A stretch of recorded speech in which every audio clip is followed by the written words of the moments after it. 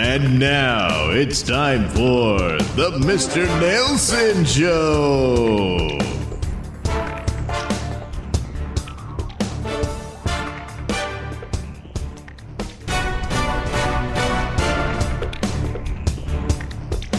And now it's time for the Mr. Nailsin Show.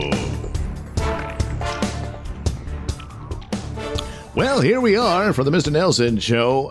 491, is it? Yeah, that's right. Yeah, rolling right along. Yes, sirree. Wow. Yeah. Well, let's see here. Idiots on TikTok are praising the Osama bin Laden's letter to America. Oh, my God. Well, God look, damn it. I knew this was coming. Hell no. There's certain grievances in there that... No, there aren't. Yes, No. yes, there are. No, there aren't. No, there aren't. That's right. No, there ain't nothing there. What? No. Shut up, What do you Lefty. mean? I mean, he was a homicidal maniac. That's right. The story of bin Laden is actually quite simple. In his youth, in the 70s, he went to Beirut. And back then, Beirut was, it was referred to as the Las Vegas of the Middle East. Wow. Yeah, it was cool then, huh? It sounds he like could it. party and stuff. And party he did, meaning, he had a lot of sex all over the place. Oh, yeah. Drank, all that good stuff. Uh-huh. Okay, maybe not so good. Well, Certainly not if you're going to be a fundamentalist devout Muslim. This goes against the standards and values, and this was in conflict with him. And he's a guy who fetishized his own religion. This happens a lot. People, Especially they with shouldn't, Christians. but it happens. Yeah, I know, where he probably imagines himself being on par even with Muhammad. He wouldn't say it out loud, but stuff like that.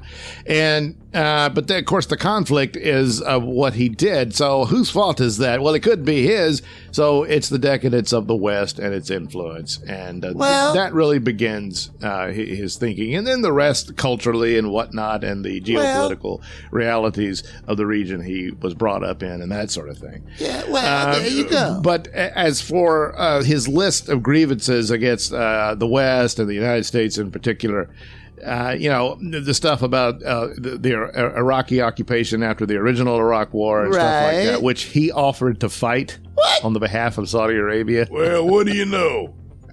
But they told him, no, we got the Americans to take care of this. And this really pissed him off, and he didn't want disgusting Americans' feet on his holy soil. Well, that's his soil. That was a problem there for him as he saw that, although the United States did not conquer Saudi Arabia and they do not run it. Well, maybe we should. Oh, come on. But anyway, in his head, that's a big problem for him. But throwing Iraq on top of this was just another means, in the Israeli-Palestinian conflict and stuff like that he puts in there just to prop up his bigoted hatred towards the West. Oh, no. And that's it. No, These TikTok people are idiots in that they don't. And I think it was Tim Pool's show going on. He doesn't believe a lot of these TikTokers even really read it. They say they did, but it became a trending topic and everybody wants to jump on so they can get, hopefully, 1 million views, because it was the hot topic of the moment. Oh, my God. And because when you delve into it, his solution to all of this is for the United States to, of course, convert to Islam. And one of the things they really needed to do was ban homosexuality. What? Well, I don't know. Oh, my how you God. jump from LGBT. Well, what do you know? Plus everything else. And, my God. and then move to, hey, bin Laden was right. Oh my God. But that's the ignorance and idiocy of youth, which is why they're always, great cannon fodder for the useful idiot crowd. And a lot of times it's like you jump from Antifa to BLM to now Free Palestine and stuff like that. When actually their problem is that they're young and they're terrified of adulthood. Because, adulthood requires that you grow up. Yeah. You can't play anymore. Nope. You have to have responsibilities. You have to get a job that you more than likely will not like to make a living. And oh my God, that's terrible. There's got to be another way. There isn't. That's right. So they throw a tantrum.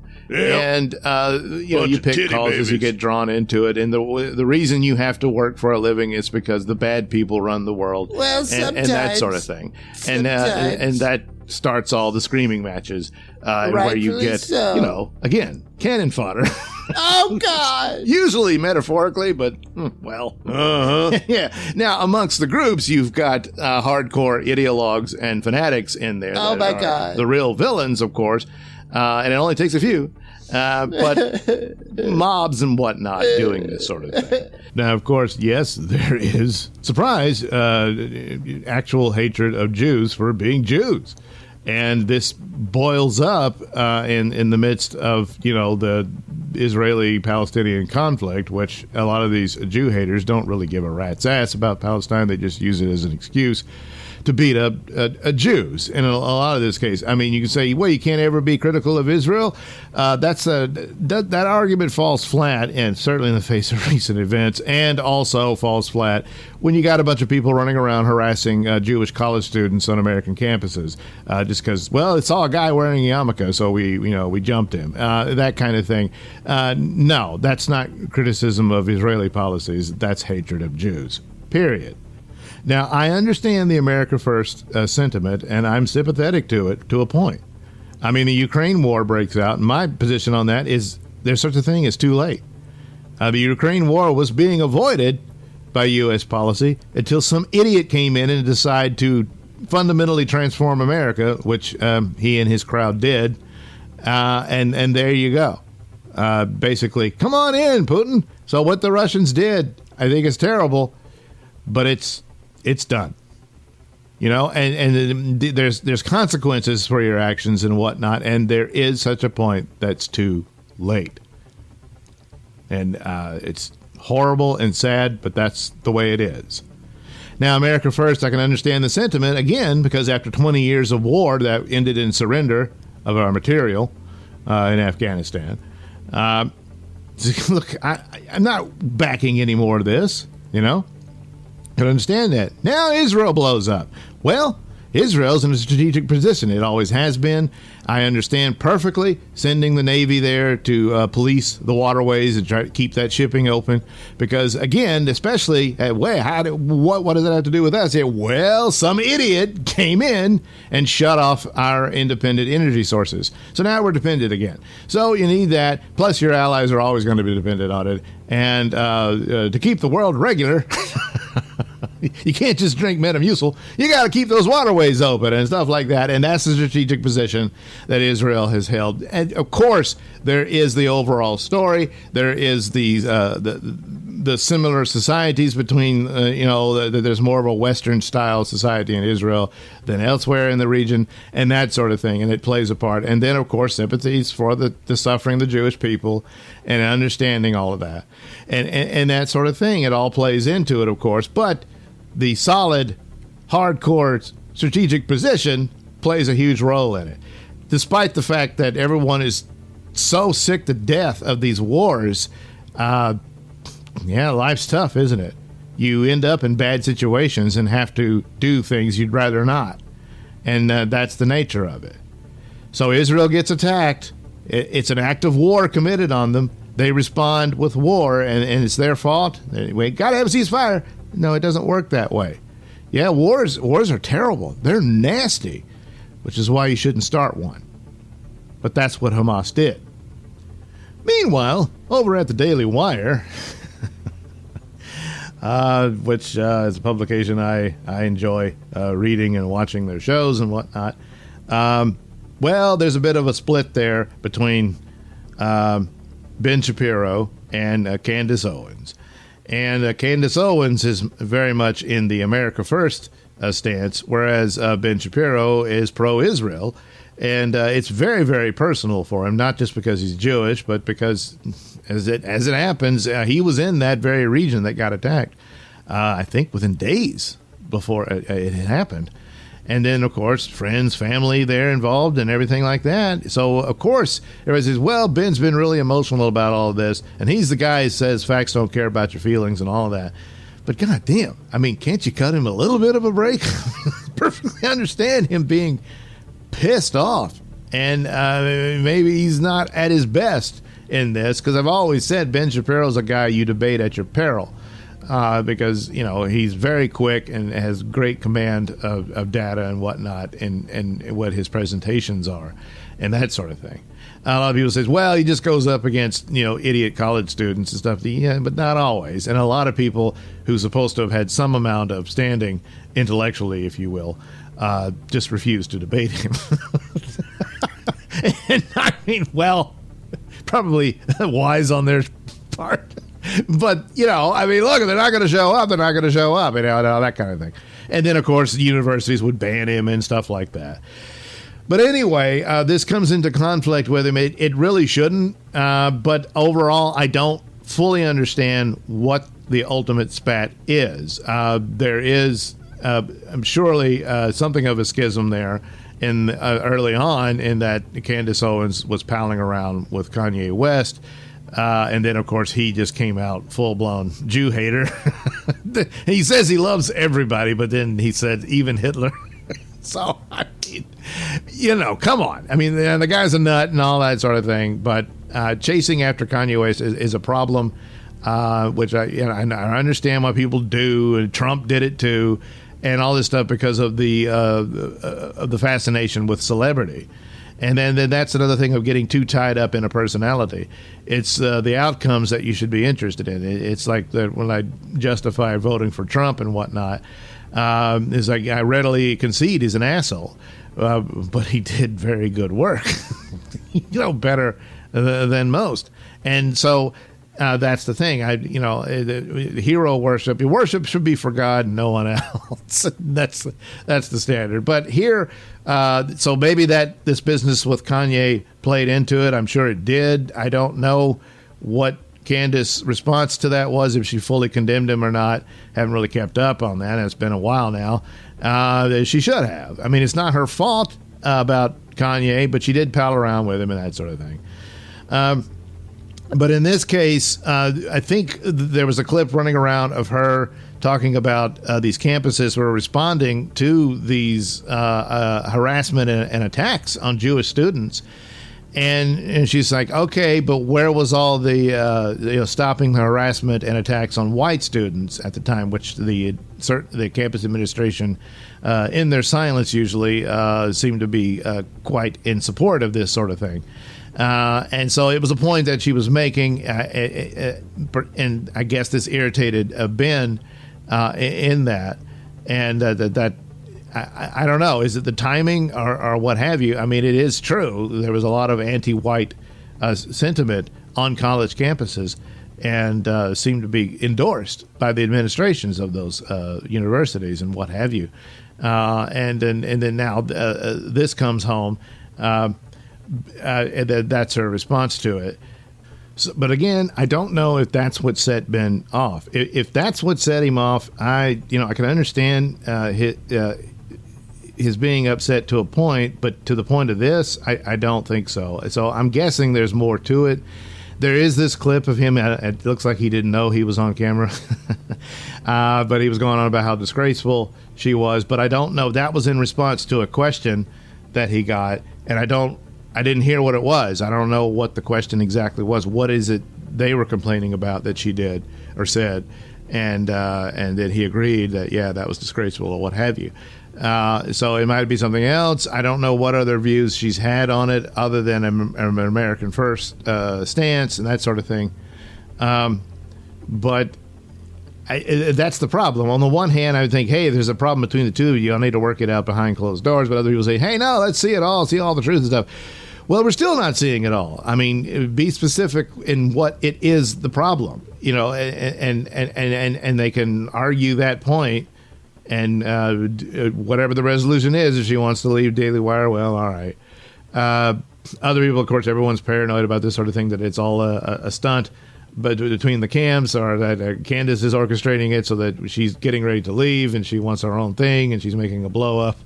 But that's kind of similar to the stunt that Steven Crowder had played on them, which she went after Steven Crowder, and so I don't know. I think this is real. I think I don't know if she actually crossed the line or not. Maybe she did.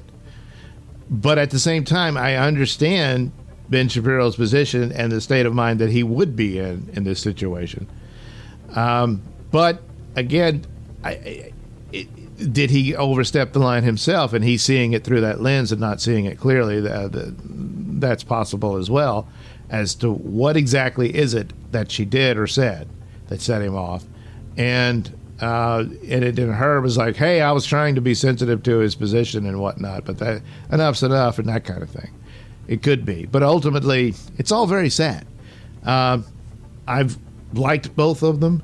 Primarily tend to agree with them on a lot of things, and it's all said. She just came off of this series she did of Convicting of a Murderer, which is the Stephen Avery case that Netflix did in their Making of a Murderer series, and it was really good. It's excellent. I highly recommend it. You'll have to subscribe to watch it on Daily Wire, but it's really good. So I don't know what happened here. It's all very sad, and hopefully there's a good resolution to it, but in this day and age, I don't know.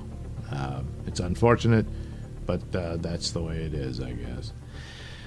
All right, stick around for more Mr. Nailsin Show, the final episode of the cruise for this year. We'll come back next year. Hopefully I'll get it set up, more to Halloween time in October and stuff.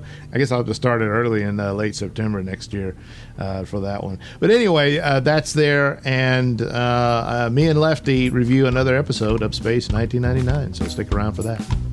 You're listening to the Mr. Nailsin Show here on RadioMisfits.com. Previously on the cruise. Gotta figure out what the hell's going on. Hey, why are we Sarah! Sarah! Oh, man. Is she all right? Sarah! What happened? What's going on? What happened? Sam, oh, damn it. It was Bagsley. He hit me. What? But why? Oh, he didn't want to move the ship on account of this signal he found. Signal? What signal? I don't really know, but it could have led to a rescue, but he felt that if we moved the ship, we'd lose contact with it.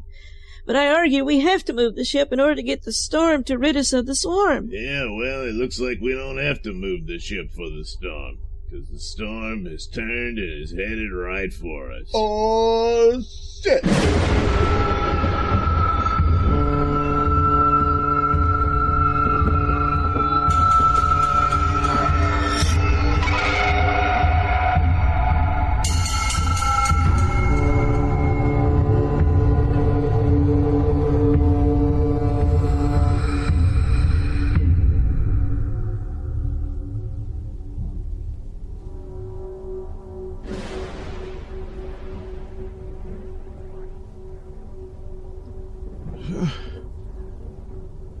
Dr. Turgid?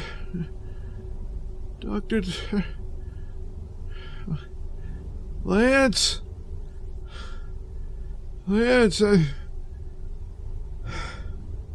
Hello?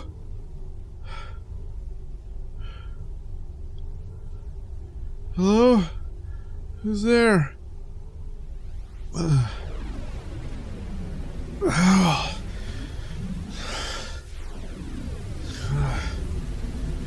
Were we in the storm? Hello?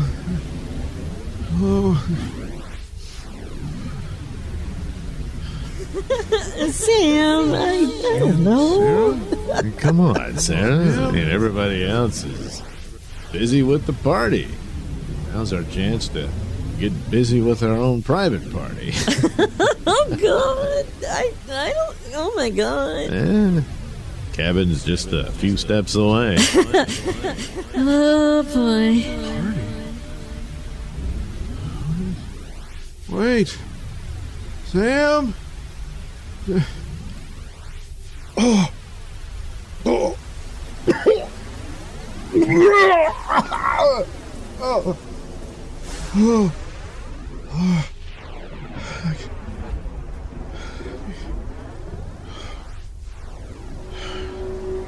The hell? It's the moon. It's the moon. I can see the moon.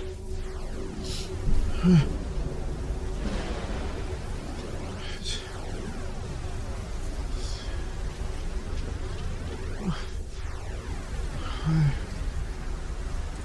in the hallway. Did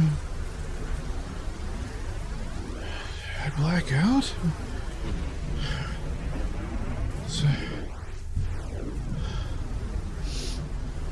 It's my cabin.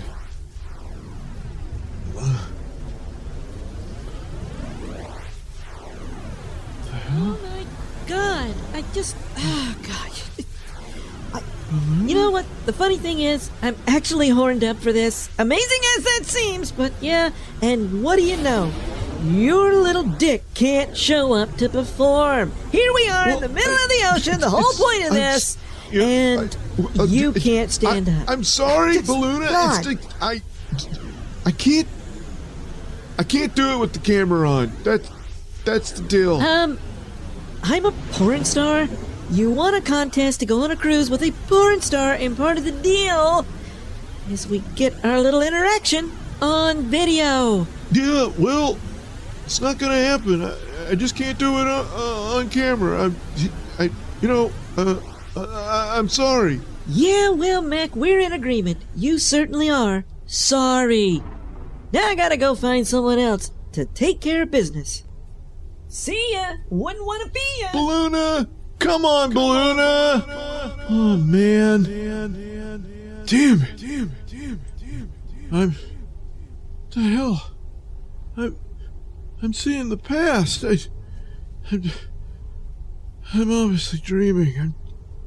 I'm dreaming. But it doesn't...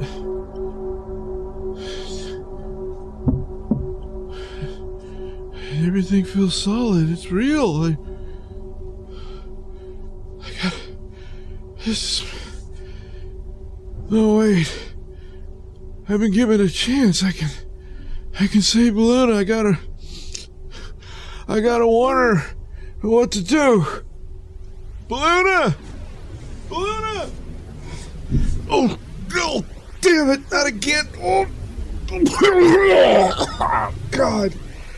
Oh, well, gosh, Mr. Baxley, I'm sorry your wife passed away, but I think it's still romantic of you to make your second honeymoon cruise in honor of her. well, Making this girl's better. Now, and please, just roll it up. Oh, okay, Pud.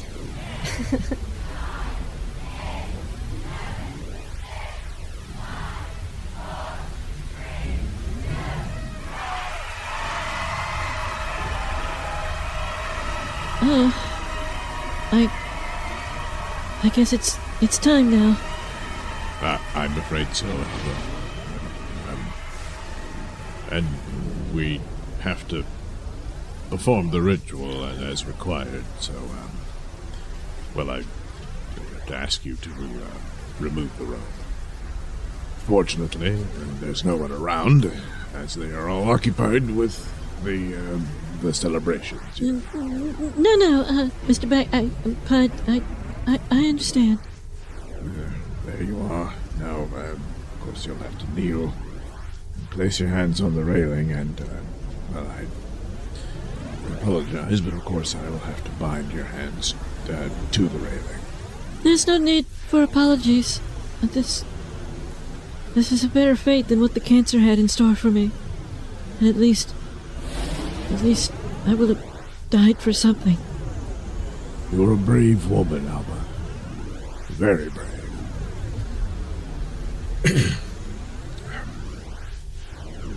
Spirits of the sea, witnesses of the stars,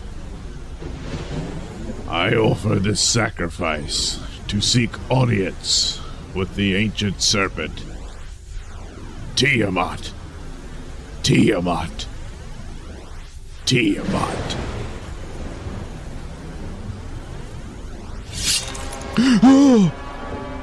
Oh my God! Bud Bagsley killed Albatross!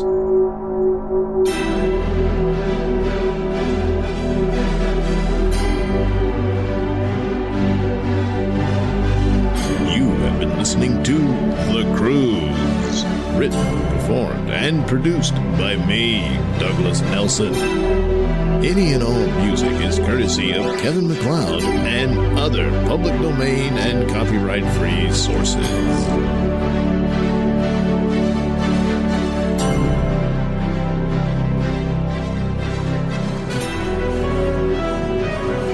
This is a Nailsin News Bulletin. While inside a haunted house on Halloween night, a Florida man dressed as an FBI agent allegedly struck a victim in the face with a BB gun, claiming he thought his target was a statue, not a scary player. Hello, I'm Mr. Nailsin. The free haunted house was constructed inside the Seminole home of the 47-year-old male victim. An advertisement asked, "Are you brave enough to make it through the manor and get some treats?" The property's front lawn was decorated as a makeshift cemetery. Police say Inga Schuster, 20, entered the residence wearing an FBI jacket and body armor and carrying an airsoft gun that resembled a Glock pistol. As he moved through the house, Schuster went around a corner to where the victim was standing. While dressed in a costume, the homeowner was not acting as a role player at the time. The 6'4", 210-pound Schuster turned away from the victim and grabbed the airsoft gun from a hip holster. Schuster then allegedly struck the victim with the gun's handle, causing significant injury under the victim's eye. Schuster, laughing and not apologetic, told the victim he thought he was a statue. The defendant then ran out of the home to the victim's front door as the victim followed him to prevent him from leaving. The bloody homeowner was treated at the scene by EMS workers, while Schuster was arrested by sheriff's deputies for aggravated battery and possession of a bulletproof vest during the commission of a felony. The airsoft gun was seized as evidence. Schuster bonded out of custody after posting $15,000 on the felony counts. According to jail records, he works for a machinery company and lives about 4 miles away from the haunted house. Well, he got through the house, but he didn't get any treats. This has been a Nailsin News Bulletin. Well, I finally found time to catch another episode of Space 1999. Oh, finally. Well, okay, so how'd this one go? Well, that bad, huh? Well, no, I mean, Jeez, must be worse than I thought. well, conceptually, it wasn't bad. It's not that bad of an idea to choose, even though it's an repetitive and perhaps overused trope in adventure and sci-fi shows, that being the evil double. Yeah, okay. So which one had an evil double? Well, it was Koenig. Oh, they went to the top. Yeah. So, the moon, of course. Yeah, they traveled through space on the moon, and they come across this asteroid, and they decide, hey, let's go check it out. And apparently it has an atmosphere and everything. Oh, well, that's interesting. And the pilot stays behind on the Eagle because, there's some kind of problem. He's got to check it out. So Koenig goes, investigates this cave, and he steps in, and it's like a fun house. What? Well, there's mirrors everywhere. Oh, well, did they have one where he's really fat, one where he's really tall? No, it was just mirrors. Well, that's not all that fun. No. And in fact, it was quite sinister because apparently, by capturing his reflection, it was able to make an evil doppelganger of him. Oh my God. Oh, jeez. Yeah. And he wanders even deeper into it, and then the doppelganger comes up from behind and gives him the Vulcan nerve pinch. What? They don't have that. Well, he's some sort of alien creature. I guess there was some sort of energy involved or something. But anyway, he grabbed him by the neck, and Koenig goes, "Ooh!" and falls on the ground. And then, so the doppelganger is about to leave. He takes his equipment and stuff, and then he realizes, oh, wait, cause he's a complete, double, but only in the mirrored reflection. Oh, so everything's like opposite on him. That's right. So he has to switch out the jacket. Between him and the real Koenig. Yeah, he was thinking. Yeah, but not quite. He missed something. Like what? Oh, we'll get to that. That's the whole plot.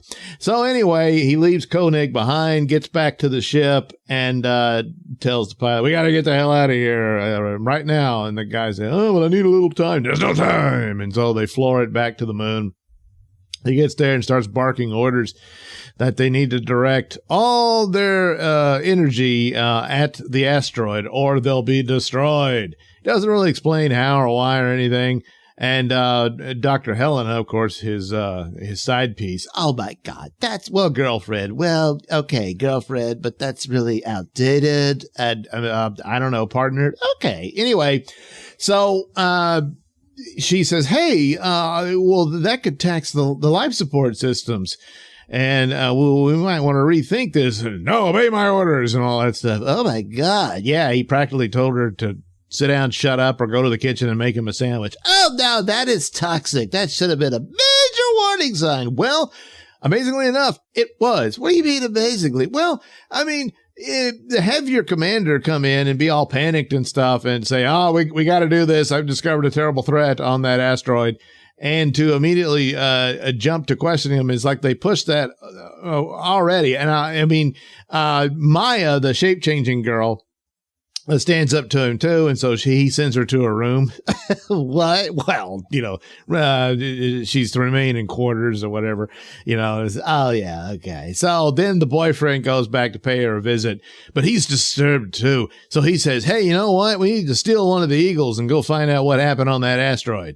So, well, good Lord, that's rather. I mean, what evidence do they have that there's something up? Just that his orders they thought was a bit much, and that he was, being an asshole to Dr. Russell and Maya, and so they decided to commit mutiny. Yeah, just on that. Huh. So anyway, they try to recruit others. Dr. Russell is like, I don't know, maybe.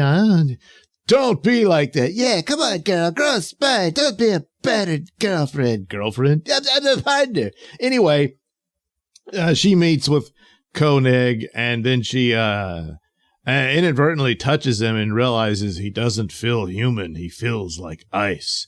Oh, my God. Yeah.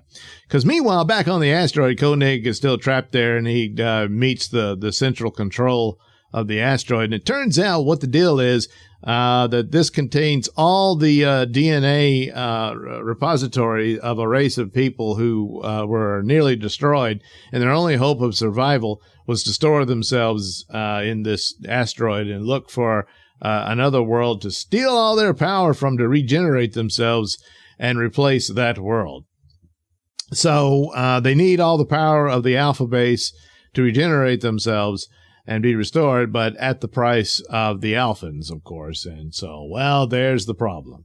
Oh, my God. So what does he got to do? Not much. He just gets captured and frozen. Oh. So meanwhile, back on Alpha Base, so now Helena's like, oh, my God, I don't think that's him. And then they try to recruit, what's his name, the blonde guy, Alan or whatever. The guy who flies the Eagle all the time. Right, him. And he's like, hey, man, I don't know. I mean, I know the guy's being an a-hole, but that's not enough evidence to do a mutiny on him. And, he's got a point. Yeah, he kind of does. But they decide to, Tony and Maya decide to steal the Eagle anyway. So they go to do it, and but evil Koenig has put guards on it and everything. So Maya's got to turn into some kind of alien bug creature or something, and it scares the guard. He goes, really? Yeah, pretty much. And what's his face? Tony slams him into the wall, and he, oh my God, that could have been serious. Yeah, but in TV it never is. You can just bash someone over the head, and they just shake it off later. Oh, So they make it to the Eagle and take off. And then Evil Koenig tells Alan to shoot that thing down. Oh, my God. That's right. Alan's like, hey, wait a minute. We can't do that. Yes, you can. And then Helena explains, hey, if you fire that cannon, you'll divert the energy from the beam that you're siphoning off our power to the asteroid. And he's like, oh, yeah. Oh, damn it. And so he doesn't do it. And so the Eagle makes it back. They find Koenig stuck inside the mirror. What? Yeah, well, it's what it looked like anyway. And they release him. Then Koenig quickly takes the keys to the Eagle and tells Maya and Tony to go find the center computer or whatever and blow it up. And they're like, oh, okay.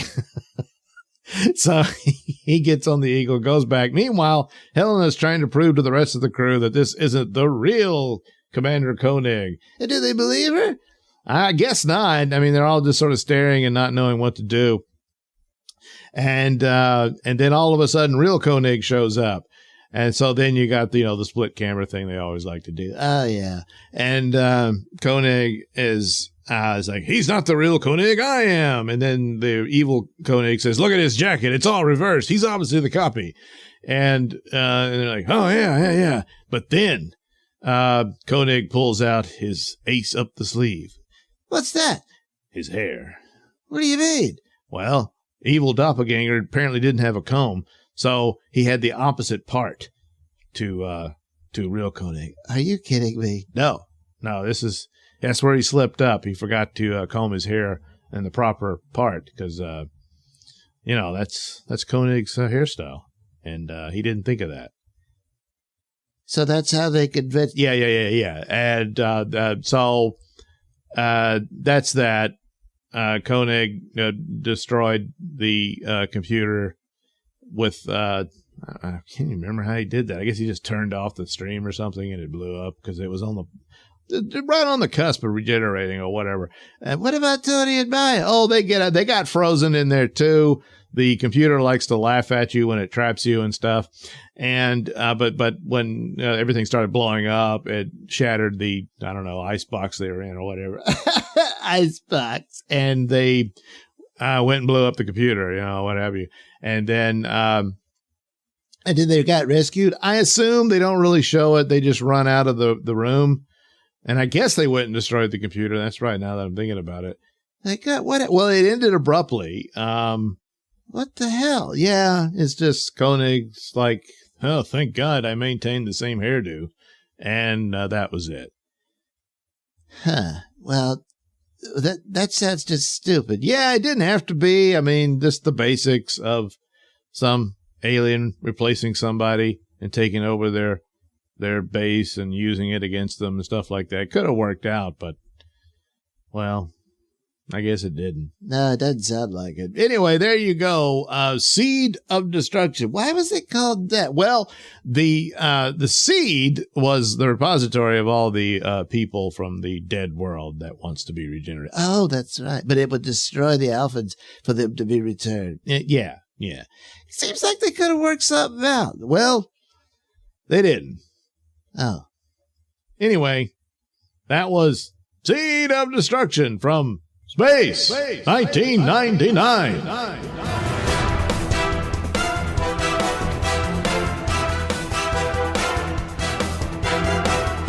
The views and opinions expressed during the Mr. Nailsin Show do not necessarily reflect those held by RadioMisfits.com. So, any complaints and or comments should be sent to @Mr. Nailsin on Twitter, where they will be promptly ignored and or blocked.